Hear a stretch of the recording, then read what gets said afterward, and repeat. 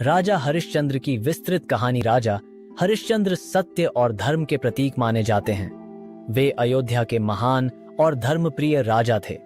उनका चरित्र सत्यनिष्ठा, ईमानदारी और न्यायप्रियता की अद्भुत मिसाल है। उनकी कहानी हमें सिखाती है कि सत्य के मार्ग पर चलना कठिन हो सकता है, लेकिन उसका फल सदा शुभ होता है। राजा हरिश्चंद्र का राज्य और उनकी धर्मनिष्ठता। अयोध्या नगरी में राजा हरिश्चंद्र का शासन था। उनका राज्य सुख समृद्धि से भरपूर था। प्रजा उन्हें अपने पिता समान मानती थी। राजा हरिश्चंद्र ने अपने जीवन में कभी असत्य नहीं बोला और न ही अन्याय किया। उनकी धर्मनिष्ठा और सत्य पर दृढ़ता की ख्याति दूर दूर तक फैली हुई थी।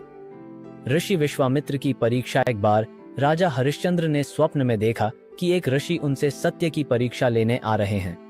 अगले दिन ऋषि विश्वामित्र उनके दरबार में आए। उन्होंने राजा से यज्ञ के लिए दान मांगा। राजा हरिश्चंद्र ने कहा, हे ऋषिवर, मैं आपको अपना पूरा राज्य दान करता हूं। ऋषि ने उनकी परीक्षा और कठिन करने के लिए कहा, दान के साथ दक्षिणा भी देना होगा। राजा ने बिना किसी संकोच के कहा कि वे दक्षिणा देने के लिए तैयार हैं। राज्य त्याग और वनवास। राजा हरिश्चंद्र ने अपना राज्य और संपत्ति ऋषि को दान कर दी।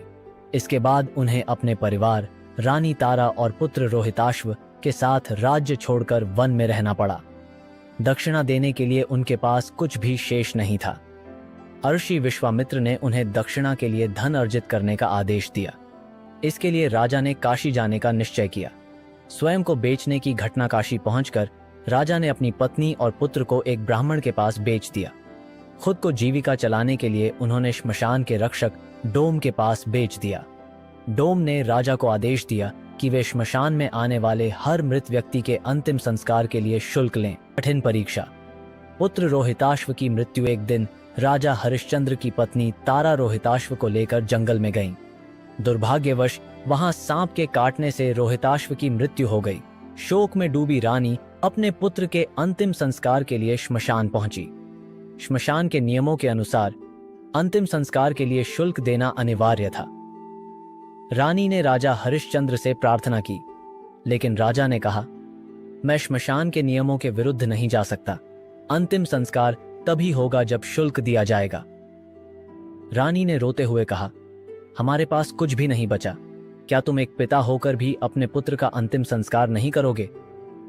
यह राजा के लिए सबसे कठिन परीक्षा थी। सत्य और धर्म की विजय। राजा हरिश्चंद्र के सत्य और धर्म के प्रति दृढ़ निष्ठा देखकर देवता प्रसन्न हो गए। भगवान विष्णु और ऋषि विश्वामित्र प्रकट हुए। ऋषि ने राजा से कहा, राजन, यह सब तुम्हारी सत्य निष्ठा की परीक्षा थी। तुमने अपने धर्म का पालन कर दिखाया है। अब तुम्हें सारा राज्य और वैभव वापस मिलता है। देवताओं के आशीर्वाद से रोहिताश्व भी जीवित हो उठे। राजा हरिश्चंद्र ने अपनी पत्नी और पुत्र को गले लगाया। उनका दुहक समाप्त हो गया। संदेश और प्रेरणा। राजा हरिश्चंद्र की कहानी हमें सिखाती है, सत्य और धर्म का पालन सबसे बड़ा कर्तव्य है। कठिन से कठिन परिस्थितियों में भी हमें अपने सिद्धांतों से डिगना नहीं चाहिए। सत्य की राह पर चलने से अंत में विजय अवश्य होती है। राजा हरिश्चंद्र ने अपने जीवन में सत्य और धर्म को सर्वोपरि रखा। उनकी कथा आज भी एक प्रेरणा है। वे सदा के लिए सत्यनिष्ठा और न्यायप्रियता के प्रतीक बन गए। सत्य की राह कठिन है, परंतु विजय उसी की होती है जो इस राह पर अडिग रहता है।